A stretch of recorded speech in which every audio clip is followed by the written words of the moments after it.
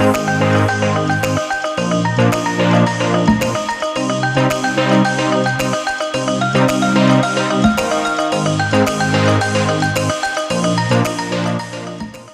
tonight's event, From First Flow to Last Flow. We will begin this discussion by talking about first flow, the teenage years. Teenagers, surprisingly, can develop fibroids but often don't recognize the symptoms. They have nothing to compare their heavy flow with and their extreme cramps. They think it's normal. This information is so important for both the teens and their parents. And so I'd like to welcome today our San Francisco chapter ambassador, Lindley Wells. Hi, Lindley. Hi, Sateria. How are you? I am doing well. Thank you so much for joining us for this really important conversation. Like you, I had heavy periods as a teenager, really bad cramping as a teenager. Mhm. And I think this is something that we're just really not prepared for in those early years after we start menstruating. And I know that you have had similar, have a similar story. And I wanted to know if you could share with us your story of dealing with heavy menstrual bleeding or cramping and fibroids as a teenager. Sure, I'd be happy to. So I guess, menstrual or period journey started. I got mine what I considered kind of early. I was in sixth grade. I was 12, Mhm. and I didn't know a lot about it. My mom had kind of talked about it to me a little, but I wouldn't say I was very prepared for when the time came of what it really meant, how I was going to feel, the ways that my body was going to change. So all of that was, I would say, a bit kind of startling and overwhelming. I got it when I was at school, so that was a little stressful. I remember having to call my mom and tell her to come and pick me up. But for the first few years of having my period, I would say I had a relatively normal cycle, nothing that was out of the norm. I wasn't in a lot of pain. I didn't have a lot of cramping, any of that. I would say I was pretty average in terms of a girl getting her period. And then I'd say around the age of 16, I started noticing some changes in my cycle, and it started to become a little bit more irregular. I would always get it every month, but it wasn't kind of coming in the normal pattern that it had been. And Mhm. I started noticing that the flow had changed a lot. It was much heavier, and I was noticing kind of clots of blood a lot when I would urinate or when I would remove a tampon or remove a pad. And I started talking with my mom about it, and she said, well, a little bit of, clotting is not super abnormal, but if it's a lot, then, maybe we should go talk to your doctor about that. And it was something that she said, I've experienced that in my life, but not when I was younger. I experienced that more when I was older. So she said, maybe we should go talk to a doctor. And so we went and talked to my primary care physician, and I kind of explained what was going on. And their initial suggestion was kind of, well, maybe we'll try putting you on birth control and seeing if that helps. And I really had no idea what birth control was. Um, I don't know that I had ever even discussed it in our house. I didn't really understand what it meant as a medical intervention. And I think hearing the term birth control, I was kind of like, why would I need that in relation to my period? It was hard for me to understand the connection. And so I think I remember not really asking a lot of questions, but remember being confused that that was kind of the only suggestion that was offered to me of like, let's try this. So we tried that, and it made everything significantly worse. I think I was on it for a couple months, and I remember the final month where I really said, I'm not going to try this anymore. I just I feel like I'm very intuitive with my body, and I just had something saying to me, this is not the right thing for you, and it's not working for your body. And that month, when I decided to stop taking it, I think I bled 28 of the 30 days of the month. Um, and I looked really pale. I didn't feel well. I felt really tired. And I thought, this has not helped. It's only made it worse. Mhm. And so we kind of circled back with doctors, and that was the first time I went to an OB-GYN. I'd never been to one before, and they kind of did an exam, and I don't think they actually did an ultrasound that first time that I went to see them, which in hindsight, I'm now really surprised that they didn't, because that's a pretty easy way to tell if somebody has fibroids. But I do remember them saying there's something internally that's off. I can't remember exactly how they worded it, but I do very explicitly remember that they said, there's something going on with your uterus. We're not sure what it is. It could be related to cancer. It could be something that may prevent you from having children, but we don't know exactly what it is. So we're going to send you to a specialist. So that was a pretty startling thing for a teenager to Of hear. course. Um, Mhm. and I was like, okay, at that point, I think I was around 17, and I thought, okay, I hadn't really ever thought about having kids. And now I'm being told maybe that will be impacted by what's going on, but we don't really know what's going on. Um, so then that kind of took me on my journey to going to various specialists. And throughout that whole time, I continued to have really heavy periods. I would be changing my tampon every 20 minutes. I would be changing a pad, you know, I couldn't even make it an hour, the kind of thickest pad. I would have to change it. I would miss school a lot because I would be so tired, or I would be just the thought of going to school and having to worry about, am I going to bleed through my pad and on my pants, and have to excuse myself from class. Sometimes I just didn't really want to put myself through that, so I would Mhm. miss school. I often would, tie a sweatshirt around my waist just in case that did happen. But it was very stressful, and I missed a lot of school because of it. I Mhm. missed sports because of it. There were a lot of things that I couldn't participate in because I just felt so tired and I just felt so unwell. And so I went to a bunch of different specialists. I live in rural, or at the time lived in rural Massachusetts, and so I went all the way out to Boston and went to kind of a pediatric doctor who specialized in uterus abnormalities.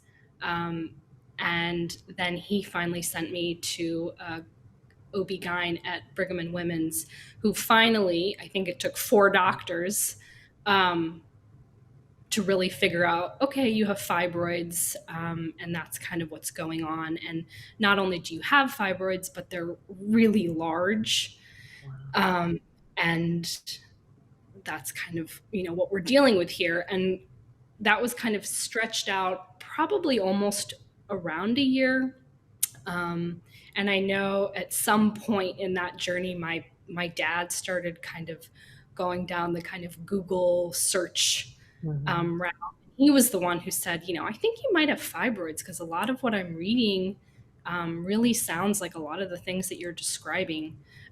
So he was kind of initially the one who was on the trail figuring out what might be going on.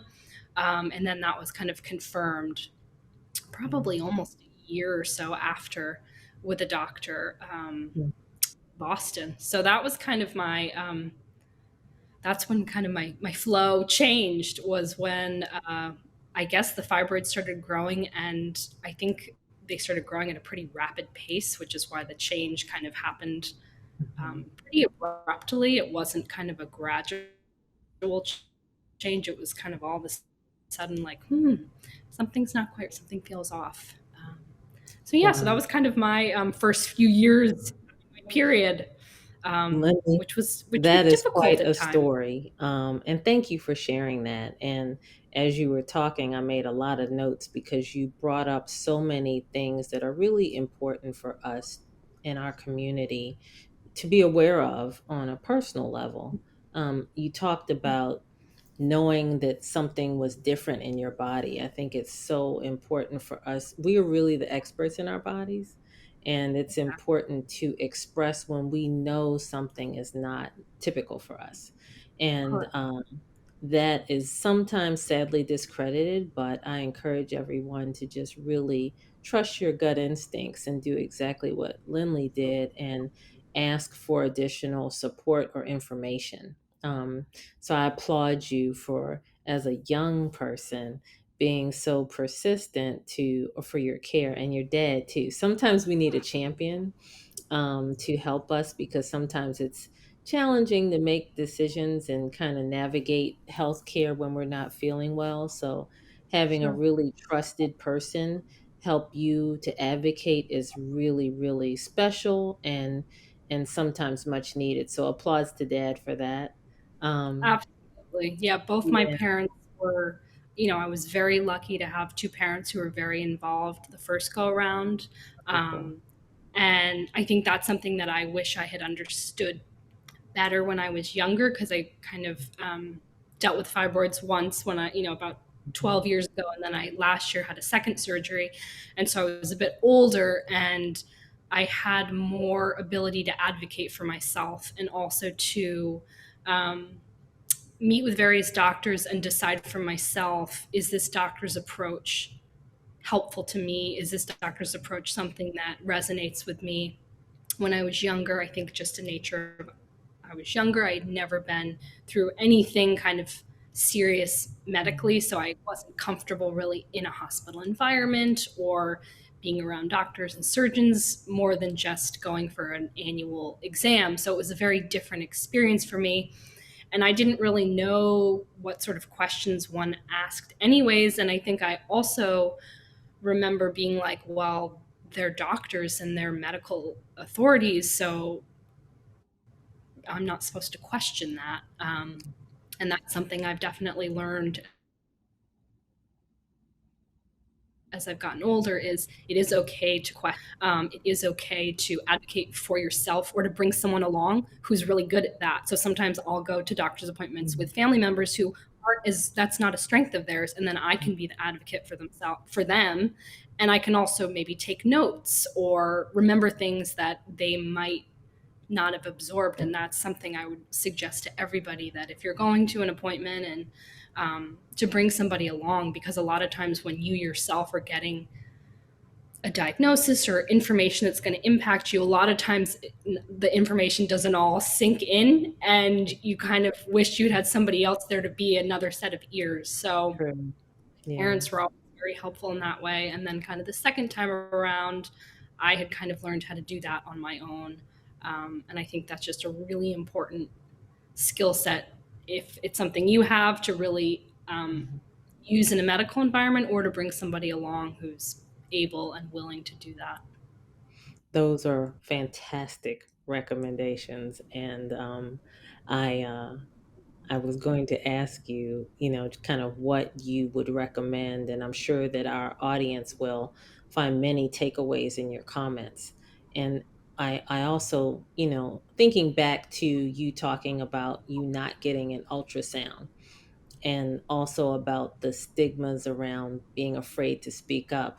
I think it's perfectly okay for um, someone to say, how did you make that determination? Is there other imaging? Could there be, is there another way of really evaluating to get that input?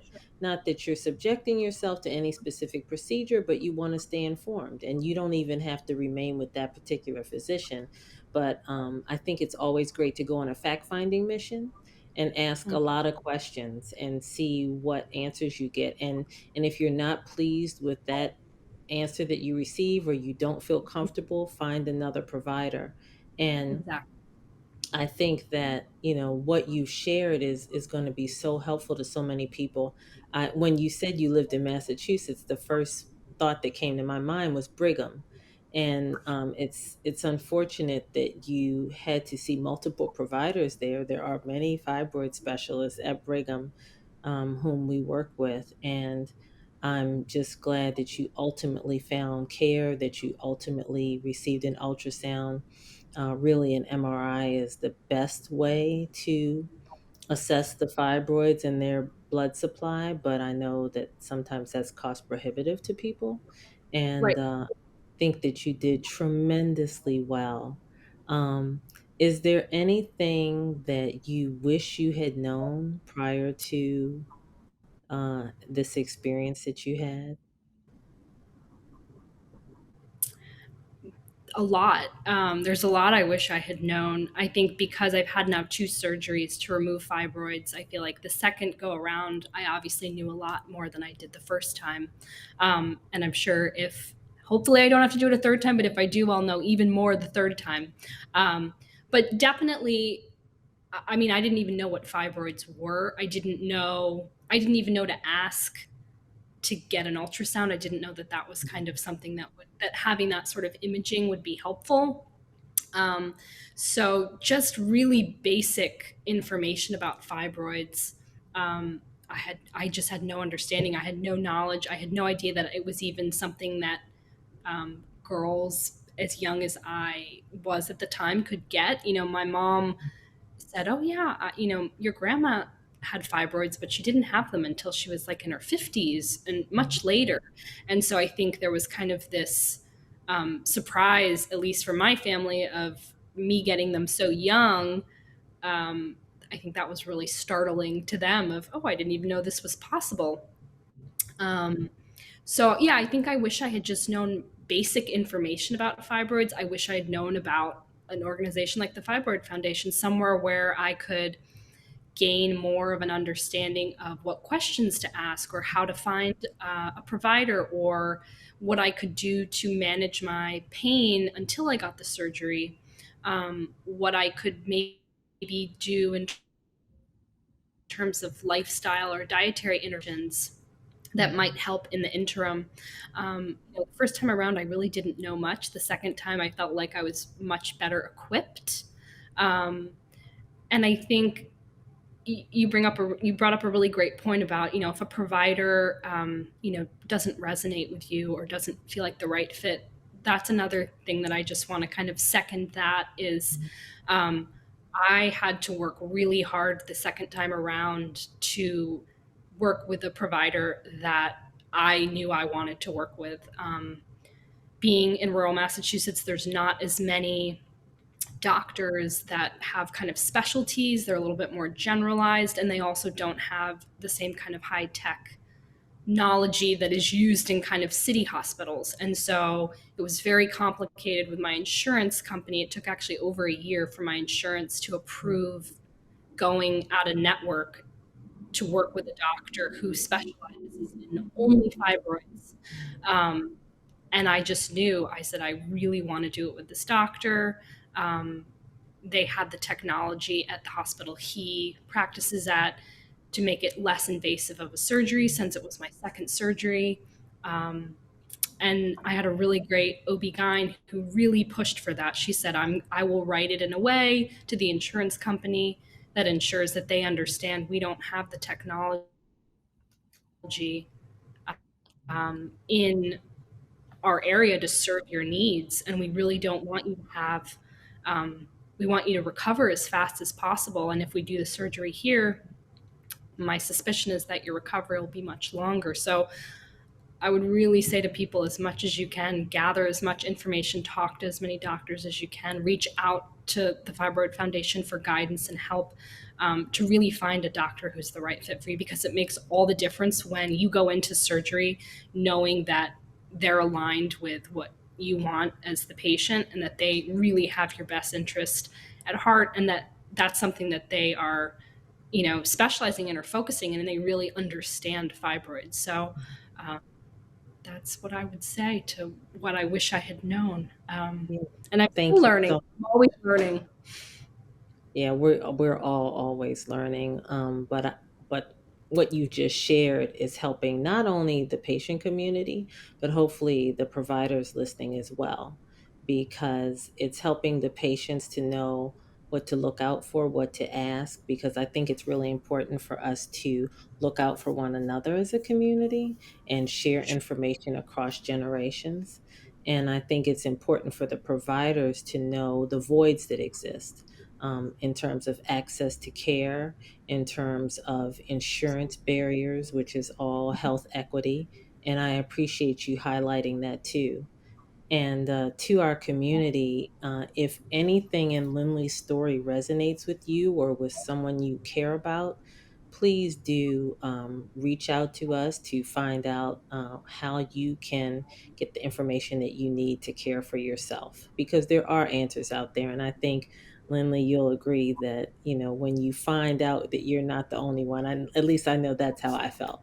Um, that there's a community of support around you makes a huge difference, and we don't want anyone to have to go through many different steps. We want your care to be easy to access and for you to feel Mhm. well as quickly as possible. So Lindley, thank you so very much for sharing your important story today. I'm so grateful that you're a part of our community. And I know for a fact that you've just helped so many people today. And I too hope that you will not have to have another procedure.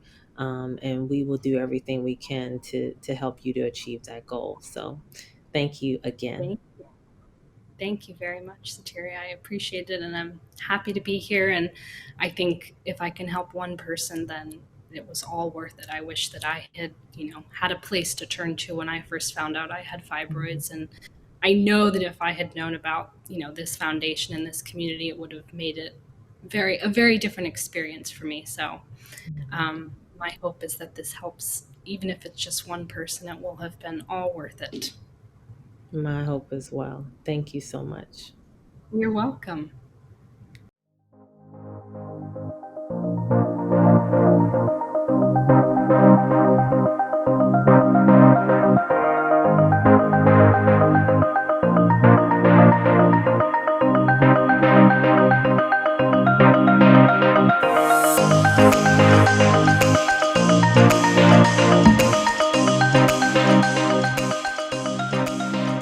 Now we will have our segment on first flow to last flow, speaking with two really special members of our community.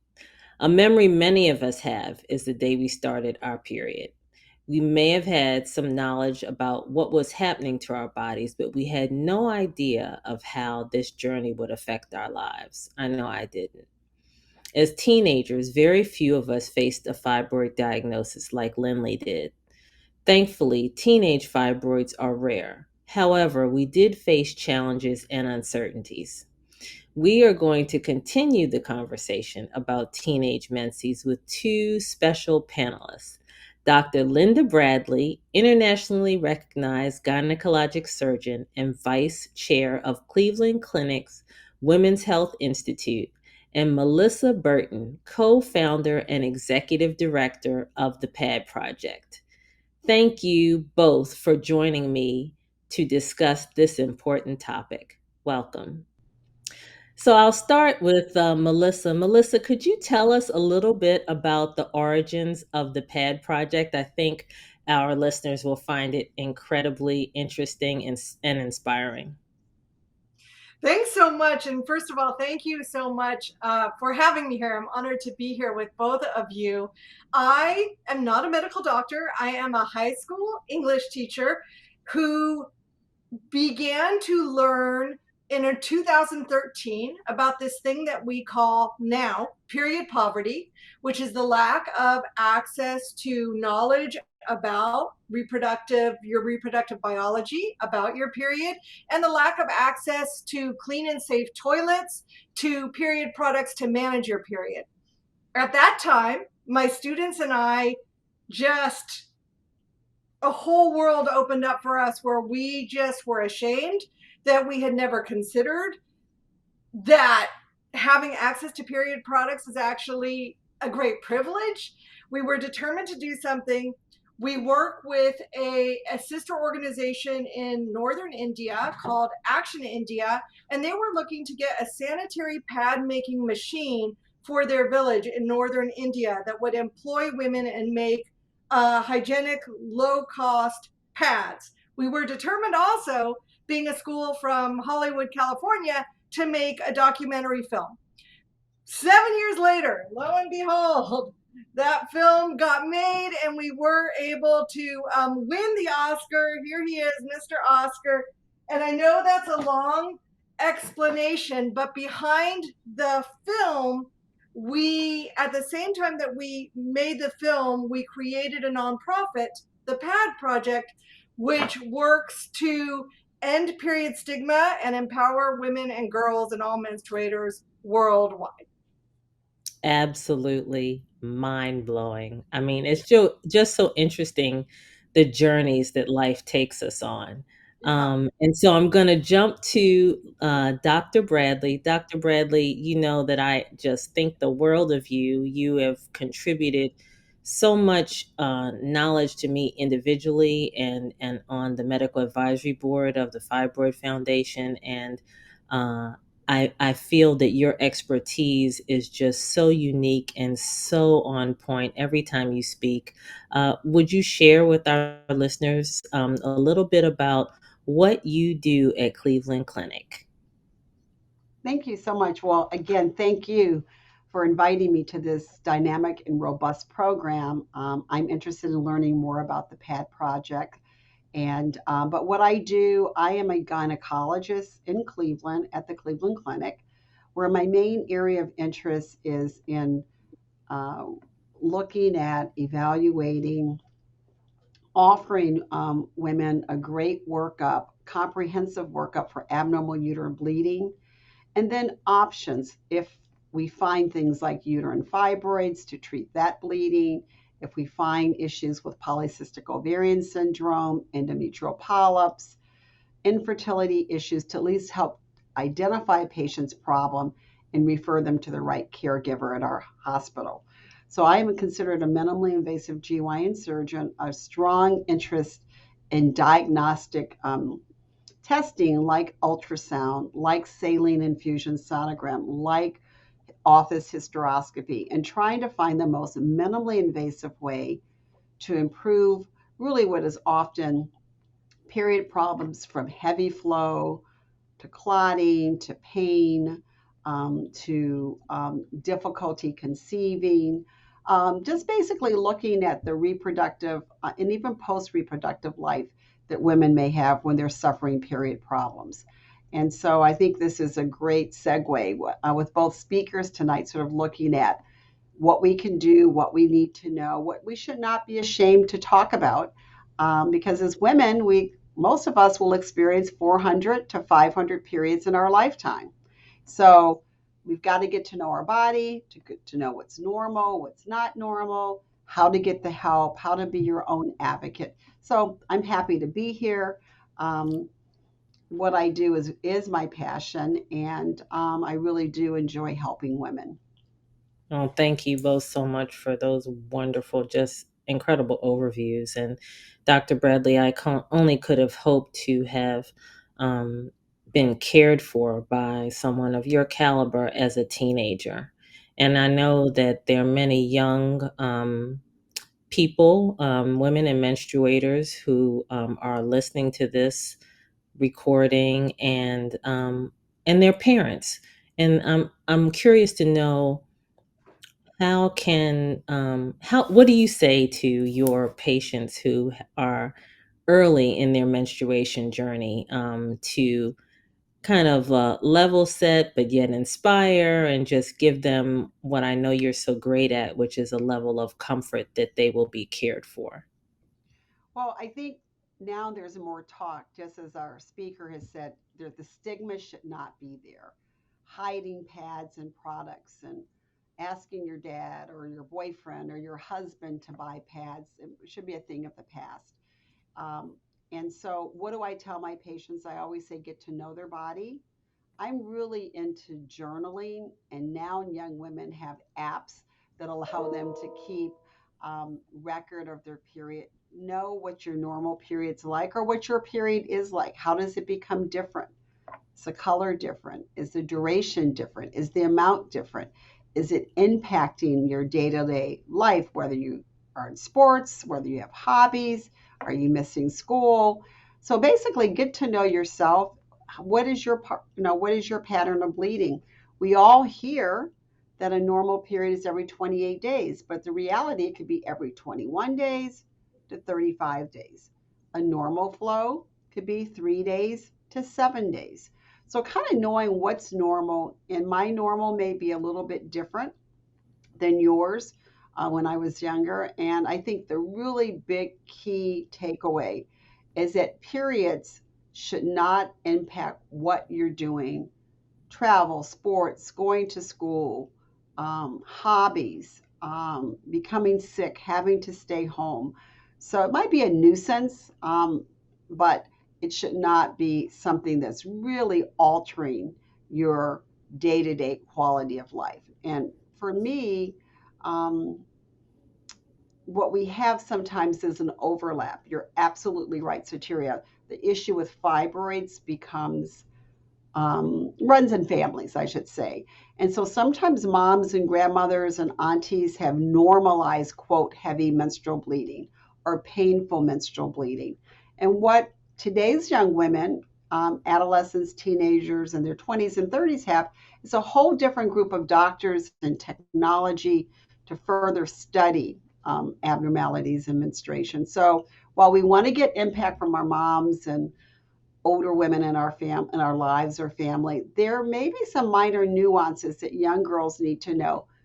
Ownership, this should not put you in bed all day, all week, and talk to someone about it and don't be embarrassed. That is really important feedback. And uh, every time you say that a period should not interfere with your normal activities, I think that's the perfect framing for how to determine when you should seek guidance from a healthcare professional if you're experiencing a heavier flow or any symptoms that impact your quality of life. Melissa, would you share with us maybe some takeaways that you've gotten from your community on what their particular needs or concerns are as early menstruators? Yes. So I loved what Dr. Bradley said about a period should not interfere. My students and I got into this cause because our tagline is a period should end a sentence, not a girl's education. So the idea that a girl shouldn't, because she doesn't have access to products, because she's in pain and she doesn't know why or how to seek help for that pain, she shouldn't have to miss something that's going to advance in her life, like her education. So what I see in the youth communities is, of course, a wide spectrum. The PAD Project is an international organization, so we work all over the world. One thing that is unfortunately common to the teen experience all over the world is a lack of education about one's own reproductive biology. Even in the most progressive places, there will still be misunderstandings about that. So, and also there is a movement that I am in favor of teaching boys too what menstruation is so that they can understand and that they can be supporters and helpful um, to people. And then just on the physical economic level, there is a large homeless population of university students who are homeless, who don't have access to products. Uh, 1 in 4 school children in the US misses school because she does not have access to period products. The need for products has gone up 35% since the pandemic. And now with inflation, we're actually facing a tampon shortage. So after that moment when Period End of Sentence won the Oscar, I received emails from places all over the world saying, I stuff my underwear with socks. I need pads. I can't afford it. From young women. Today, we received, on the flip side for a second, today in the US, I went to our mailbox and I received the most heartwarming, it was an envelope filled with hand illustrated drawings of the pad project and stills from the poster that said, um, we saw the film Period End of Sentence. We were inspired. We had a bake sale. We raised $355 with our teacher, and we're sending it your way. And we've gotten so many wonderful notes from teen youth activists who said, my nurse gives me my pads and tampons when I need it because I am in a home where we can't afford it and I don't want my nurse to be paying. So she went ahead and like did a fundraiser at her school campus, raised $400 for her teacher to have a supply chain. So I'd say, what is the teen experience? Everything from intense poverty, if we want to get really sad about it, we can think about some places in the world where there have been suicides, where young girls have been period shamed and forced to show their period stain in a classroom situation. There's one story that we were close to in India, and other stories that are tragic. Some places where young women, and including the United States, by the way, where young women are selling their bodies, providing sexual favors for something as simple as a pad or a tampon. So this is outrageous that this should be happening in our world. So that's the very grim side. The very extremely hopeful side are the stories that I just shared with you of so many people, and generationally, I'm much more embarrassed to talk about periods than the students that are leading this charge. And they're sort of showing me like, no, I'm going to walk to the bathroom with, my pad in my hand. I don't care. And I'm like, yeah, okay, you're right. I'm wrong. Go. Yeah. So, That you touched on so many important topics. I think I'll start with your last comment about the cultural impact. We also receive many communications from women and menstruators in many areas of the world and in some rural areas of the United States that experience period shaming, where there's a lot of cultural pressure to conceive or cultural pressure during your period, your cycle, and that should not be. So I think it's important for us to raise awareness of that fact so that hopefully we will be able to empower those people in those communities and speak to the people who are actually doing the shaming to yeah. let them And know the that this is not acceptable. and the other thing I would add with Melissa's conversation, when I see world tragedies, the Hurricane Katrinas, the tornadoes, the Ukraine Russian war, and I see hundreds of women sheltered under a bridge or having to stay in a home for basement lockdown for 30, 40 days, I'm always saying, oh my God, what are these women doing if they're on their menstrual cycle? And so when I think about fundraising and, we say send food, send water, and there was a big storm in Puerto Rico, you could just name anywhere. I'm Mhm. always saying send pads, send Yeah. tampons, send a Diva cup.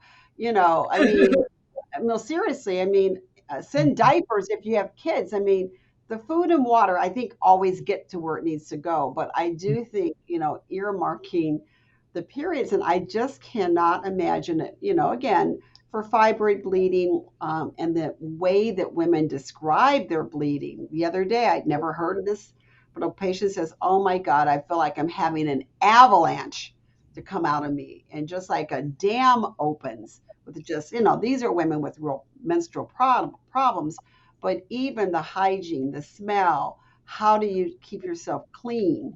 Mhm. Um, I'm always thinking, even when you get stuck on a tarmac, in the US, flights are canceled, it's a bad storm. I'm always thinking of the many hundreds of stories about women and period problems. What do they do when they just can't change their pad? And Yeah. Absolutely. this Yeah. is just how I think. I know, my other friends who are urogynecologists who take care of women who have leaky bladders and they can't hold their bladder or their bowels.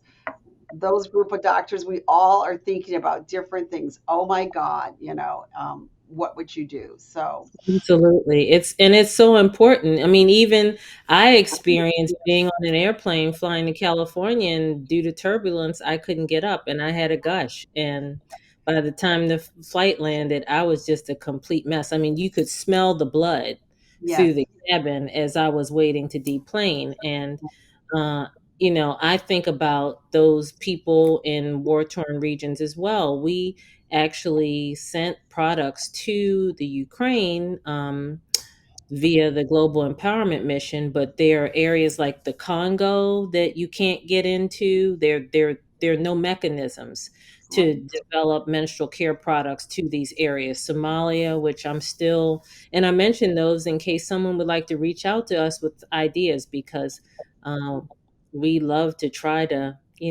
create a solution where there is none. But Thank go ahead. I'm so excited about, sorry, I just want to jump in and overlap with both of you because thank you for mentioning that. And one other area where so two things. Yes, refugees coming in and asylum seekers desperately need products. So the PAD project is working to get products to those people. The US Mexico border is one place where we're really working very hard, which, by the way, asylum seekers coming through that border are of many nationalities, but sometimes they're in places of detention for days without so much as a pad or anything. So important. And then I just wanted to touch on a cultural overlap with that, where we did give at the PAD Project a lot of supplies to a wonderful organization working to get products to Afghan refugees. But because the wives were not allowed to leave their homes, and the men, it was the men's role to go to the marketplace or the donation center, the wives were actually too embarrassed to ask for products. Mhm. So I feel like our issues are many, and one is always that thing behind it, which is that periods are somehow shameful or dirty or not to be talked about. Absolutely. And I know we're focusing this on the young people, but I must say that how important the male voice is in the conversation, because this is not a women or menstruators issue. This is a community concern. Mhm. And as a community, who relies on the ability of us all to be here through giving birth and the beautiful process that is menstruation, we should all be supportive of this conversation opening up and of access to care and products and quality of life. And I appreciate you both bringing those really important topics up, and how empowering it is to even have this conversation, I'm sure, for many of those listening. Dr. Bradley, can you share with us what are some symptoms of abnormal bleeding, and when they should be addressed with the healthcare provider? Yes. So I think one of the easiest for young women is something we've said, that it should not interfere with your life, meaning soiling through clothing, soiling through your bed. Again, if you have pads or products. So it should not keep you from doing things. Bleeding a lot can lead to anemia or iron deficiency. And that, again, when you're young, you should still be full of energy. So if you're lightheaded, dizzy, another common thing sometimes is losing hair with iron deficiency. Some women have these unusual cravings, including young and old or older, for unusual non food sources like craving ice, craving starch. If you live in the South in the US, people eat clay and dirt. I have patients that, a woman that came with her sister who was a nurse, and I'm asking these leading questions about anemia. And the nurse was following the storyline, and she looks over at her sister and says, "Tell her what you do. Tell her what you do every day." And every day she takes a roll of toilet paper, unrolls it like as 3 times, with her arms, and she eats it all throughout the day. Wow. Again, it's called pica. So if someone is having um, unusual food cravings, shortness of breath, fatigue, fainting, chronic headaches is another symptom of anemia. Palpitations, your heart feeling like it's fluttering. Now, it is also very rare, but there can be some protein deficiencies, a common problem that comes up in young girls, often diagnosed. Well, actually, it's not diagnosed, but often appears during menstruation, something called von Willebrand's disease. Tragically, it was named in the early 1900s by Dr. von Willebrand, who had an 11-year-old who died during her fourth menstrual cycle because she lacked this protein. So Wow. it's something that shows up not when you're 45 or rarely, but at the beginning of a menstruation. So bleeding can come from the vagina and cervix and uterus, but other things we look for with that disorder: nosebleeds, gums bleeding, easy bruising. Um, if you cut yourself, not stopping with just a little bit of pressure on your hand or whatever. So we should be on the lookout for unusual bleeding tendencies that tend to sometimes run in families, but should not be missed. So what would I say to someone young? Know that when your periods usually start, most of them are not every 28 to 30 days apart, but you may skip a few periods, they come together. It may take your body about a year and a half to 2 years to mature, where the menstrual cycles will be more predictable, more regular, more of a habit, so to speak. And often women get a sensation of sorts a few days to a week before starting the periods. So basically, those symptoms I would really want women to know about. And I would also say, although this is not the discussion on endometriosis, but significant pelvic pain, incapacitating pain during the menstrual cycles, again, that keeps you from doing things. So those would be the things I'd like to um, let our listeners, viewers know about. All very helpful. Thank you so much for detailing that because I mean, I kind of think back and that's information that I didn't have. I specifically remember eating these chalky vitamin C tablets when I was Mhm. anemic, and I could not understand why I couldn't stop eating that vitamin C. And Right. so when you explained to me about the pica and the chalk, sometimes people eat chalk. I was like, that explains it. It's just incredible what your body craves when it's in crisis. Mhm. So that's all very helpful. Thank you, Dr. Bradley. You're quite- Melissa, you mentioned purchasing products, the inability sometimes to purchase menstrual care products, and I just wanted to chat a little bit with you about the pressure that young women and menstruators may feel to purchase menstrual care products. I specifically remember there was a Rite Aid up from my home, and I would have to go walk in, purchase pads, and then walk home with the bag all the way back home. And it's horrifying for a young person to endure that. So I know that at the Pad Project, you've created a community that embraces attaining menstrual care products. So can you just kind of talk about maybe one or two of those community dynamics that puts a more positive spin on that experience of the process of starting to purchase and attain month to month menstrual care products? Sure. So I'm thinking of actually two films right now. One of them, both of you may have seen. Have you seen Seeing Red? A movie called Seeing Red?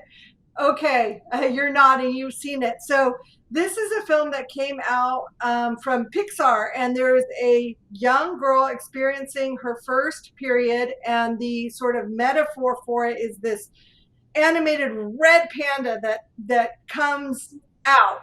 But there, which we can talk about that too, which is really interesting.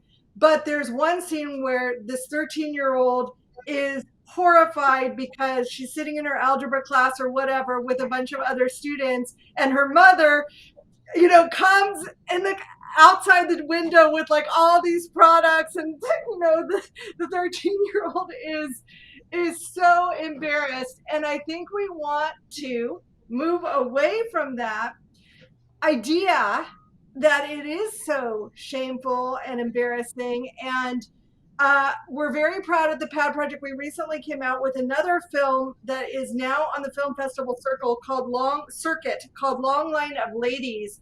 And this film takes up with Ati, who is an indigenous person living in Northern California, who is experiencing a coming of age ceremony, which has recently been revitalized. It's called the Ihuk, or the flower dance.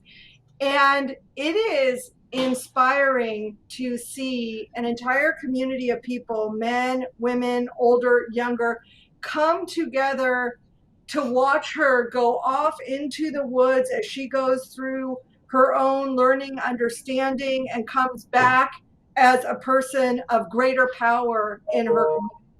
And I showed this film to my 15-year-old students, and they all cried, and they all said, if my period were celebrated in this way, I feel like my whole life might change. Like I feel like, whether that's true or not, but there's something in that paradigm that goes, what are we doing Yeah. with this beautiful life passage that means so much, and we're making it something that is embarrassing or shameful or uncomfortable, or, you know?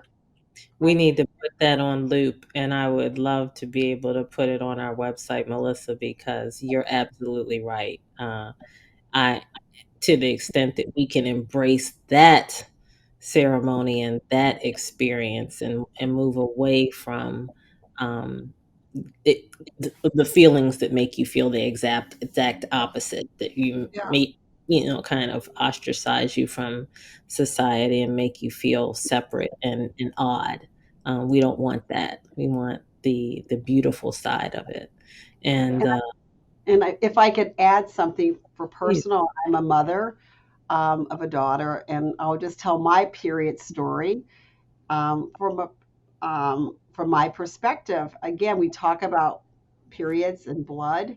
I remember it was summer, and I called my mother and I said, I have rust, RUST, coming out of me. Because Oh, what you're told is that it is blood.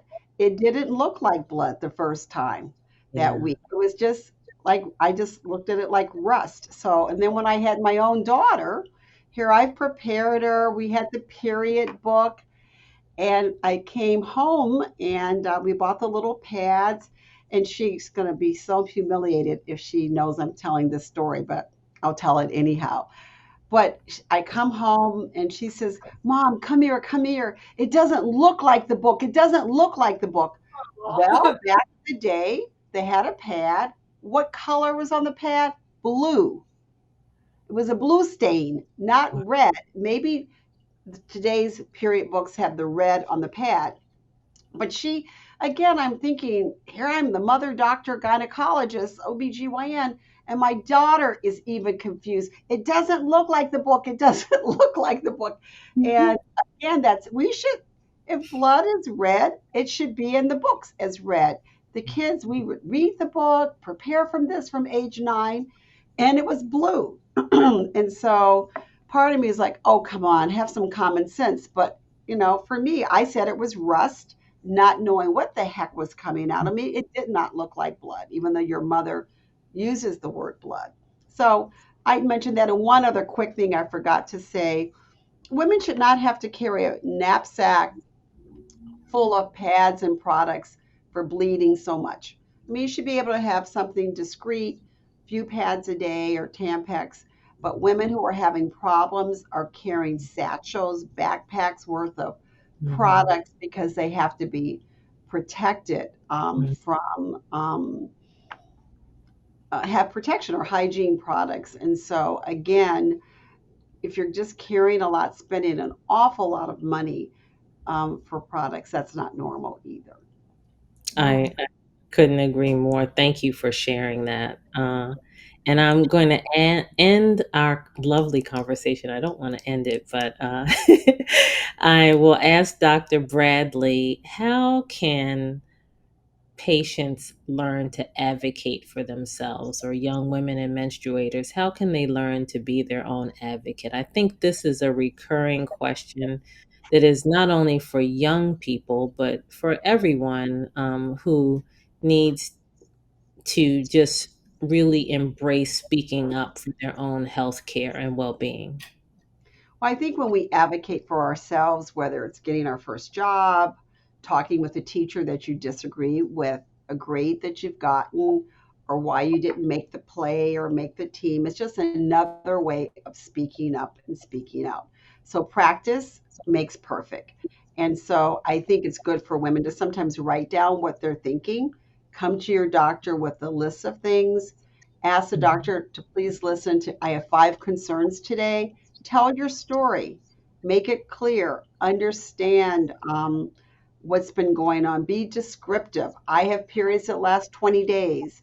I use a pad every 30 minutes. I can't go to work or school. I dropped off of the softball team because I'm bleeding too much or I'm too winded. So being an advocate doesn't mean being mean and talking with your doctor or healthcare provider, but just being very straightforward. We, as doctors and nurses and healthcare providers, cannot read your minds. Some of us are a little bit better at asking questions, but sometimes we need to get a prompt from you. So tell us how you're feeling. Tell us what you want fixed and what bothers you the most. And I think it's having that good, strong conversation early on in life. Or, and also, if a doctor or nurse is explaining something, it is okay, just like you can say to your teacher, could you show me how to do that math fact again? Can you show me why this sentence structure isn't right, or how I should structure my paragraph, or, you know, things like that. So for the physician, if an explanation is given to you, the self advocacy would say, doctor, nurse, I just don't get it. Can you tell me another way? And I used to do that a lot in my science classes. I'd say, you've said it this way. Can you tell me another way that I might get that concept? And so I think, ask for websites, ask for books to read. I think, Sateria, you may be having some websites, or Melissa, some great books that are contemporary right now. My daughter's older now, so I haven't quite kept up with that. But you may want to share. What's it called? Let me see. Bring it closer. Oh, Period. there. End of sentence. Oh, that wasn't even a prompt. I was just saying that's great. So talk, read, find someone you're comfortable with, share, and just always know for everything in life you're not alone. And whoever made us as these beautiful individuals with really special gifts. And as an OBGYN, I feel that I get to take care of, I call it the three blood mysteries of a woman's life: early adolescent puberty, taking care of women during their reproductive years. And like today, I had a number of women over 60 now with bleeding from very different problems that are very significant, that are unrelated to fibroids and things like that. So I really get to look at the whole scope of women. And as a physician, and the word doctor means teacher. And so I'm always talking to women that may not have kids. Hey, do you have a niece? Do you have others in your village? Let them know what we now know and that they don't need to suffer. So That self advocacy, though, is bringing up things. Don't be mute. Don't be silent. Don't think you have to just not say anything. Doctors and nurses are not going to bite you. We want to have a very robust conversation, and it begins in adolescence, but it also begins in your classroom. Do not be passive about anything in your life. And when you get your first job, ask for more money. And every job afterwards, that's a whole nother story. But as you know, it's often said women don't ask. We must ask, we must discuss, and we must do. And it begins with your period. Speak up. Awesome. Yeah, Uh, yeah, awesome. you're both rock stars and you're both teachers. And it has been an absolute honor and privilege to speak with both of you today. Through our conversation, I felt strongly the importance and strength of community conversations, uh, because that's really the answer, is making sure that we're all communicating, that we understand one another, and we understand each other's needs. And so thank you both so much for spending this time with us and with our community. And I encourage everyone to, we will provide the links, but please reach out and follow the PAD project. Thank you, Miss Melissa Burton. Thank And you. please also follow Cleveland Clinic, Dr. Linda Bradley. We adore you both, and thanks again. Have a beautiful rest of your day. Thank you. This invitation, this was really the highlight of my week. So thank you. Oh, Right back at you. Yes, me too. Thank you so very much. All right. Okay. Thanks again. okay. Bye.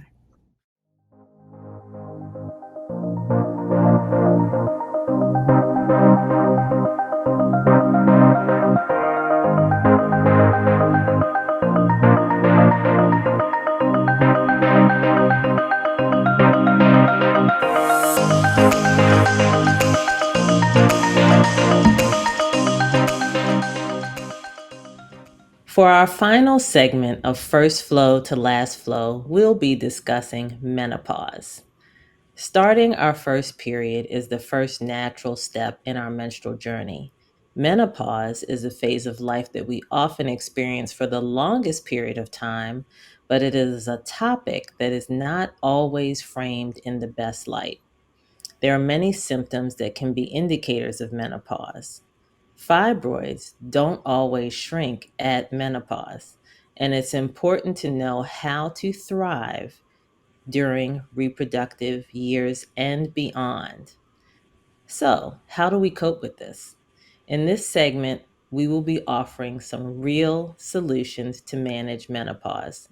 Joining me are Lanice Brothers, a registered nutritionist and author of You Can Have a Better Period, and Jennifer Gularson, functional medicine and bioidentical hormone specialist and board certified physician assistant. Welcome, Lanice. Welcome, Jennifer. Thank you so much. Thanks for It, having me. it's so good to have you all here. I was really looking forward to this conversation, so I'll just jump right in. Uh, Jennifer, I'll come to you first. Why do you think society does not better prepare women for perimenopause and menopause? Ooh, I think lots of reasons, but I think when I look back, because I just have my life to look back on and look through what my grandmother went through, what my mother went through, I think, the conversation was just never there. And I think there is a little bit of shame surrounding it because we're no longer vital parts of fertility anymore. Mother Nature is done with us, so to speak. And I think that, just having conversations, I mean, starting with how you figure out that you actually have your period. I mean, that's just such an awkward time. And I think that in the last 20 years, since the Women's Health Initiative study, we've sort of done a disservice to our women. I've been in practice long enough that I watched us take women off of their hormones. I watched people walk around and say, "What's wrong with me?" and not have an answer. So I think that we have a whole generation of practitioners now that aren't accustomed to prescribing hormones and helping women through this time, because we really didn't have anything for a while. We thought we were putting women in danger, and we didn't even have the nutritional part or the supplement part to even help guide them. Nobody sort of knew what to do. So I think we're just now here embracing and having conversations, tough conversations in all aspects of life that we just never had before. Yeah, I completely agree. And there was a recent Washington Post article that addressed the kind of void that happened after studies in the early 2000s about hormone therapy not being beneficial, and that an entire generation of women since that time has basically suffered as a result of that by not having adequate care. Um, I think the author who wrote that was uh, Rachel from Vagina Obscura, and I appreciated that article that she penned, because it's so important to have that discussion. And I'm so glad that you and Lanice are here, because I've always thought that and known, and my life has shown that we need to look at a more holistic path to our care. We need to look at a more individualized path to care when we consider all of the things that we as women encounter and need to do to take care of ourselves. So, what are some of the symptoms, Jennifer, that can be most prevalent during menopause? What have you seen in perimenopause and menopause? So, it really can start as early as 35. So you have to know that the window is very wide, depending on other factors, what's going on in your life. So when women come to see me, the big five, I would say, are irregular periods, weight gain, fatigue, brain fog, and just saying, I am not myself. I don't know what it is. I am not myself. Something's wrong, but everybody keeps telling me I'm fine. Yeah. I've heard that many times and experienced some of it myself. So thank you for sharing that. Lanice, when your clients come to you and they're starting to notice their periods spread apart, what are some of the things that you initially say to them to kind of frame what they're experiencing from a nutritional perspective? Yeah, so I spend a lot of time looking at their entire lifestyle, what they're eating, how much sleep they're getting, how stressed they are, how they're managing that stress.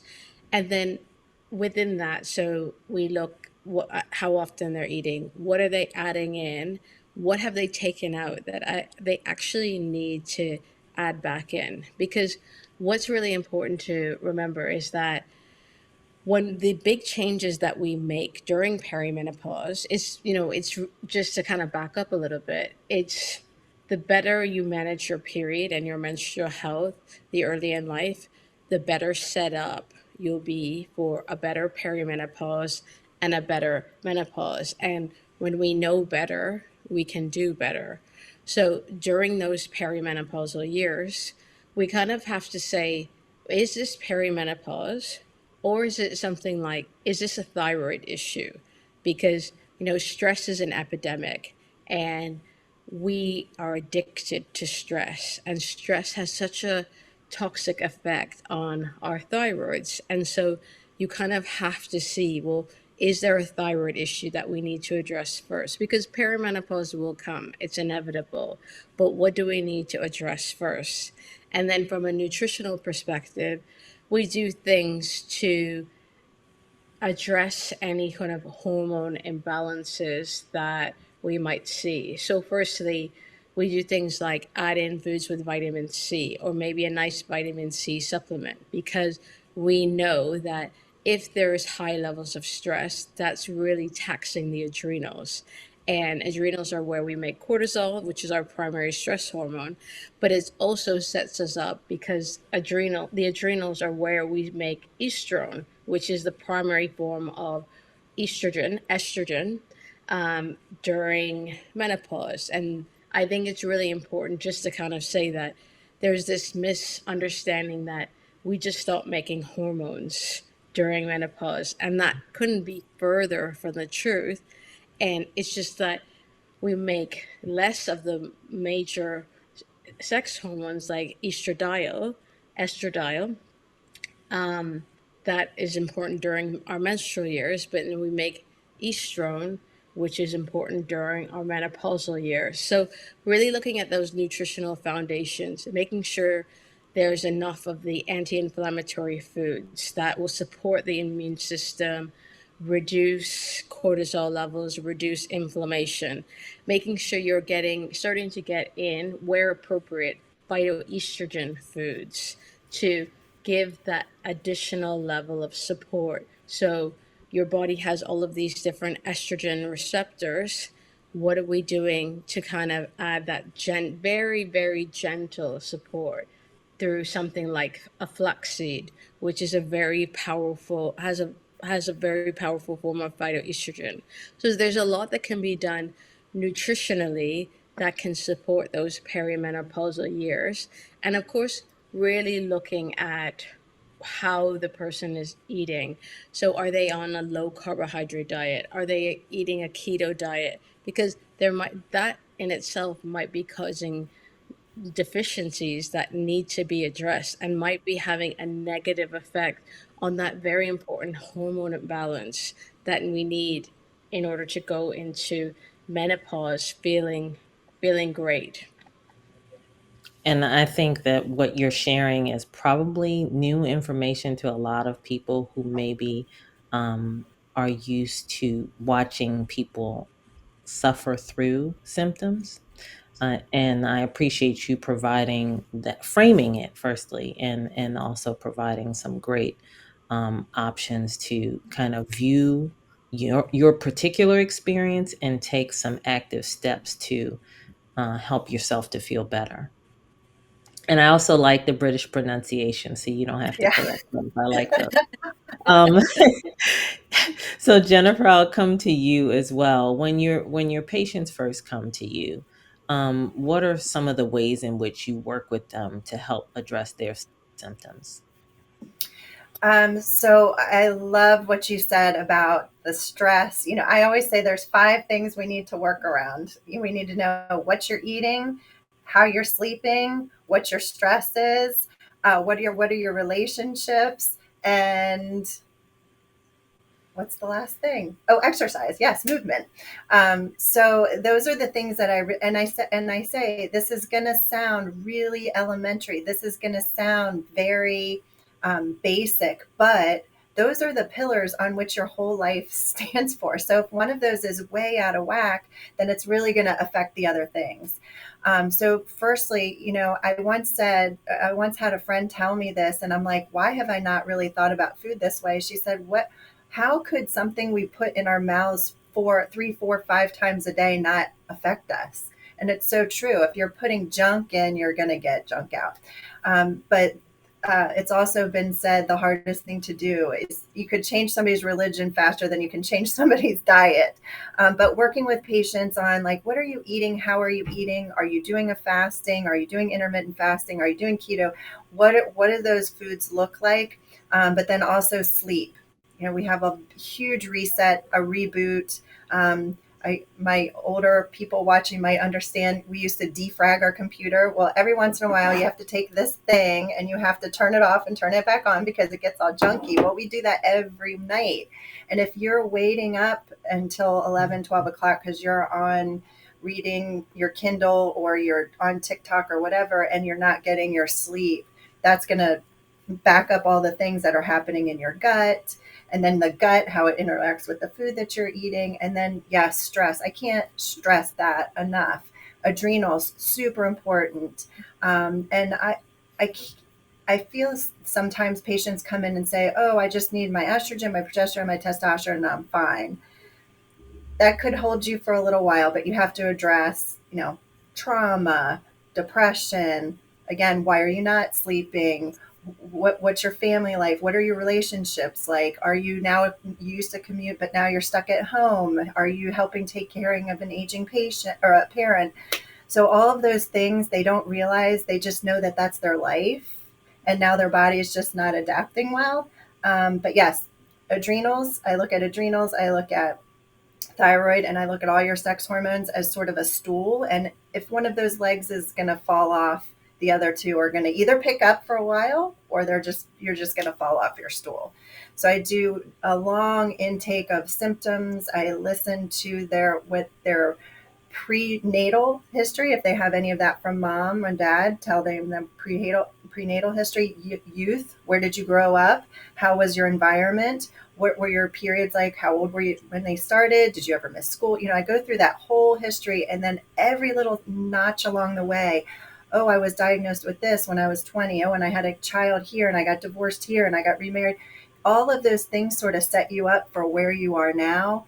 And sometimes it's really helpful to sort of look back and be like, oh, wow, I was pretty stressed then. And maybe that's why this happened to me, or it set me up for the infertility, or, all those things. So the history I think is really important, but then also just the basic stuff. What are you doing right now, and how can we fix those things? You're both giving us so much to think about. And Jennifer, I love the fact that you mentioned relationships and sleep, because I think a lot of times people don't think about relationships and how your environment, your day to day experiences and touch points affect your health. And kind of view it, it took me a while to view it as an opportunity to make a lifestyle or a life edit, really to just try to dig deep and see what is working and what is not working in my life, and what factors are causing me to feel maybe more stressed or less well. And you both touched on some really important factors to really key in and pay attention to. Jennifer, how long do menopausal symptoms last on average? Or is there an average? So one thing I like to I've sort of switched my thinking is menopause is something that you enter, and then you're going to be there until you leave this earth. So it's not sort of just like, oh, I went through menopause. You went through the door of menopause, but you're still here. If you don't have a period, you're still in menopause. So that perimenopausal area is, I explain to patients, like, this is where the communication between you and me is really important, because you're sort of still menstruating, but you're still showing some signs, and maybe 1 month it's good and 1 month it's bad. So this is where you really need to hone in and get all your diet, your sleep, and everything. That is really your what's going to set you up, like you said, for going through and into and surviving through menopause. So anywhere from 35, as young as 35, if you have a lot of stress, it can affect it. So up until about 55, I think the average is 52 that you enter into menopause. And remember, by definition, it's 1 year without menses, then you're officially into and have entered menopause. But those 10 years, up to 10 years prior to you finishing your period, can be hot flashes, night sweats, not sleeping, weight gain, brain fog, walked into the room. Why am I here? I can't remember. Got to go back out. Oh, yeah, now I remember. Then you walk in again and then you can't find what you're looking for. So everybody is different. And that's why you have to have your own personal way. I mean, there's generalities that most people, you hear stories all the time. Oh, she went through menopause. She had no problem. Okay. But sometimes you look at them and they're like, they are exercising, they are eating well, they are, trying to figure out their stress. They usually have like a health coach or or a therapist to help them through. But yes, it's different for everybody. And some of the healthiest people that I'm like, they'll have no problem, have problems. No way to tell. All great points. I completely agree. And Lanice, In terms of nutritional recommendations during menopause, are there things that trigger menopause symptoms? Well, I think it just kind of, just to reiterate what Jennifer said, there you it's a natural phase of life that you're going to go through. It's inevitable. But what you do ahead of going through that time can make it better, and it can make it worse. So if you're using those perimenopausal years to really dial in your nutrition, your movement, your stress management, also your connections with the community, because loneliness is an epidemic, and it can have really negative effects on our health. So if you're dialing in all of these different areas that have such a massive effect on our health, then the likelihood is, you if you're not already dealing with some sort of other hormonal condition, you will potentially have a better transition into menopause. So, I mentioned vitamin C earlier, I mentioned phytoestrogens, but also all of the different nutrients that impact our hair, our thyroid, our brain health. So, the omega 3s, which we get from eating oily fish, um, calcium, which is so important for bone health, magnesium, which is also so important for bone health, vitamin D, vitamin A, zinc, which is so important for brain health, and brain fog is such a huge issue for menopausal and postmenopausal women. So, all of these different foods that can have multiple effects on the body. So, say you're eating a really nice piece of salmon, you're getting the protein in there, which is really important for muscle support, and we start to lose, I think it's 1 or 2% of muscle every year past, I think, age 30. I don't quote me on that, but that's broadly the statistic. So you're getting the protein for muscle support, you're getting the calcium for bone support, vitamin D from the fish bones.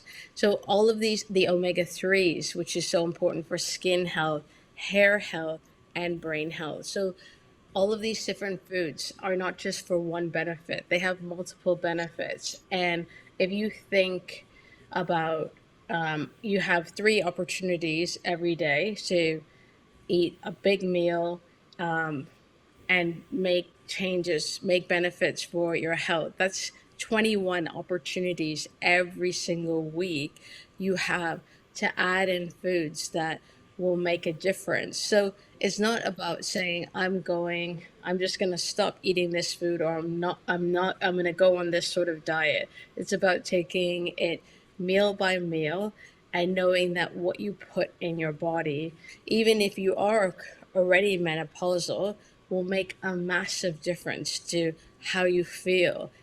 But it does take time.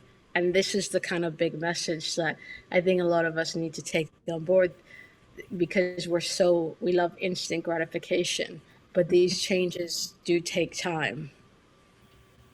Yeah, they do take time, and we're unlearning perhaps some habits that weren't working well for us, that we've been doing for quite a long time. I know I that is the case for me as well. And it's beneficial to unlearn, and adapt some new habits that are more healthy for you individually. So, Lanice, do you consider other factors if you have a client that has fibroids or a history of fibroids when they're looking at perimenopause and menopause nutrition? Yeah, so you have to look at what's going on with estrogen, and you're still really doing a lot to support that estrogen detoxification, because even though you're not making estradiol, which is that primary form of estrogen during our menstruating years. You're making estrone.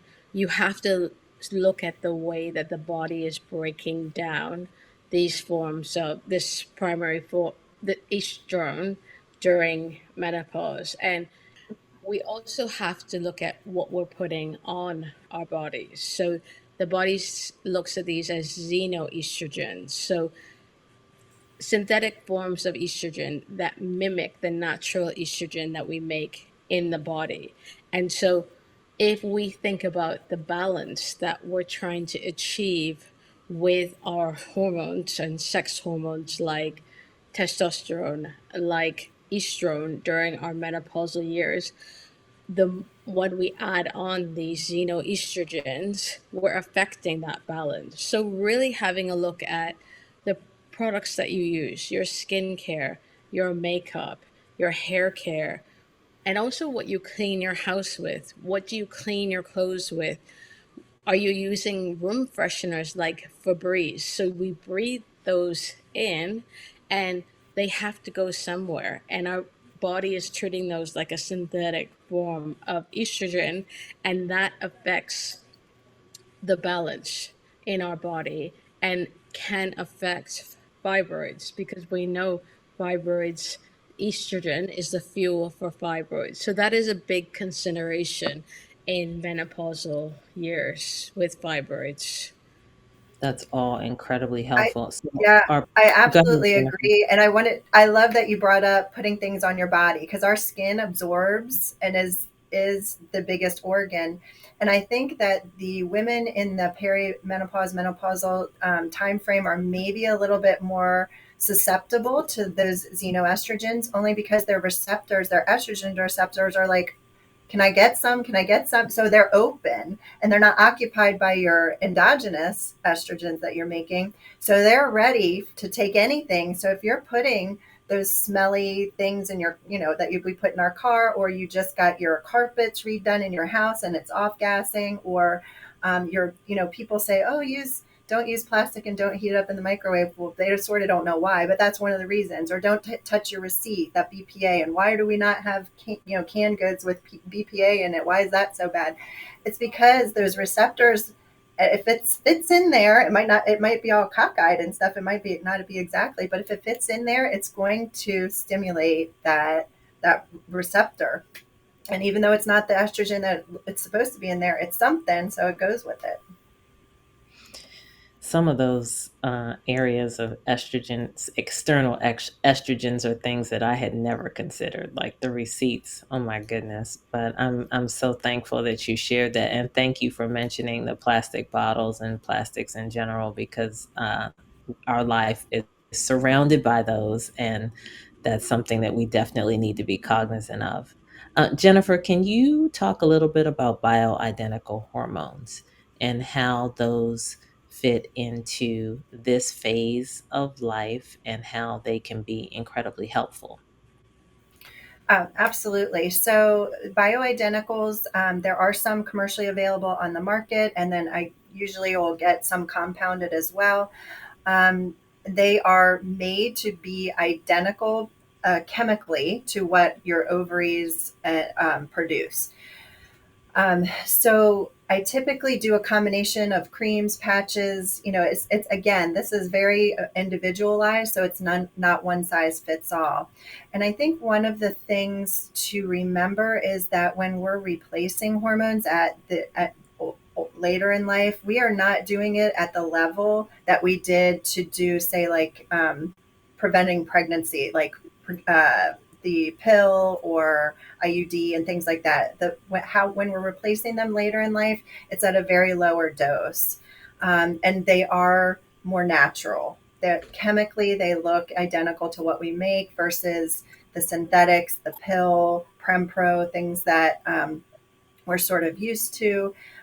Those are synthetically made, meaning they're not exactly what your body is used to. So when you talk about that receptor and the estrogen receptor that's waiting for something, it's asking very loudly for it.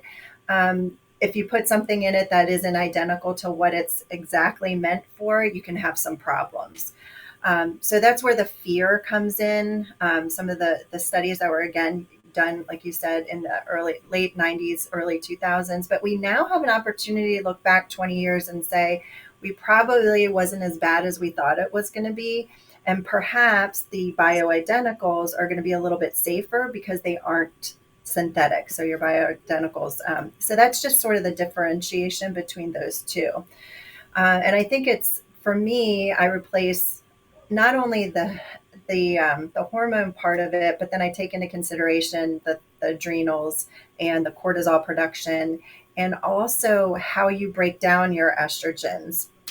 So I do special testing to see how you do that, how you detoxify things, so that I can either upregulate that and get rid of it, or push things to a more healthier detoxification profile, or like really strongly and beg you to eat more cruciferous vegetables like broccoli, cauliflower, Brussels sprouts, all those things that people are like, it's stinky, I don't really like it. Well, it's that way for a reason, because it's helping to pull those things out. And then also sulfation, which is another way to detoxify things. So onions and garlic, which most people like. And you can mix those two things together to really try and detoxify and get rid of your estrogen. And then this talk would not be complete without talking about poop. So I do a lot of gut testing. I do a lot of stool testing to make sure that you are eliminating things in a right way, that your microbiome, which is like the universe that lives in our gut and our colon, is populated with good bacteria that's not causing a problem. And then there are things that you can have in your colon that actually, you do all this really hard work to detoxify your estrogen and it's ready to come out in your poop, and then all of a sudden this enzyme comes and clips it and it goes right back into circulation, which isn't great either. So those are, those avenues. It's great to do all these tests to get a picture of like how you function as a person, and then plug in supplements here where I can to help get things going and detoxify, so that when I do give you a bioidentical, should we go down that road, we always start slow and low, and then we titrate up to whatever it is that you need personally. And then we're doing it in a healthy way, and I'm not putting you at risk. Can I Yes. just say, jump in and Okay. say thing? I think the other area that is really important is Jennifer mentioned poop, and just to kind of a brief word on that is to make sure you're having a bowel movement every day, because this is something I see often with postmenopausal women, is that for various reasons things start to slow down digestively, and so they may be constipated. But if they go to a doctor and they tell their doctor, oh, only having a bowel movement twice a week, the doctor might say, well, actually, that's okay, that's normal.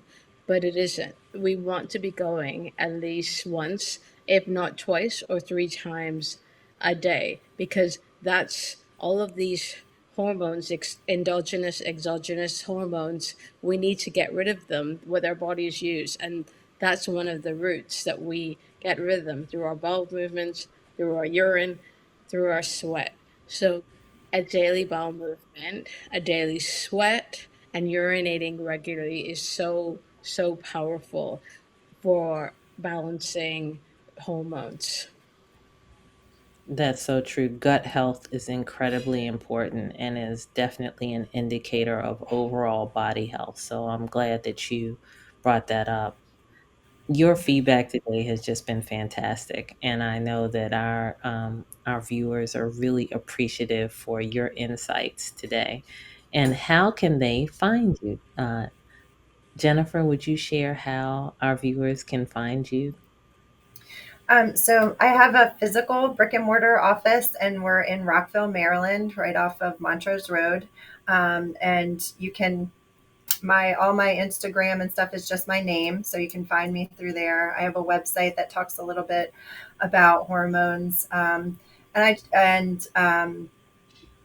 otherwise you can call our office, and I'm sure you'll put all of our contact information. So I We see sure will. patients.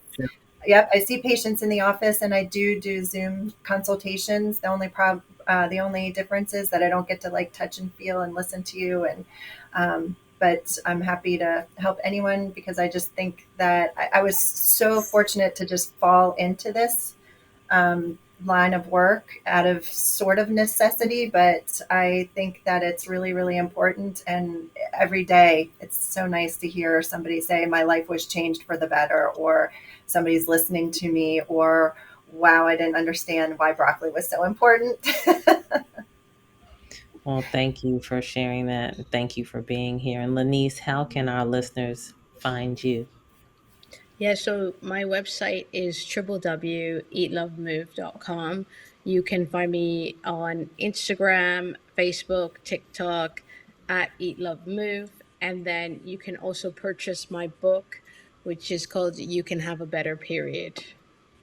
Awesome. Well, I am so grateful to you both for sharing your valuable insights today. And thank you so much for being a part of our precious community. And we look forward to continuing the conversation down the road. Thank you so much. It was Thank great seeing you. you all.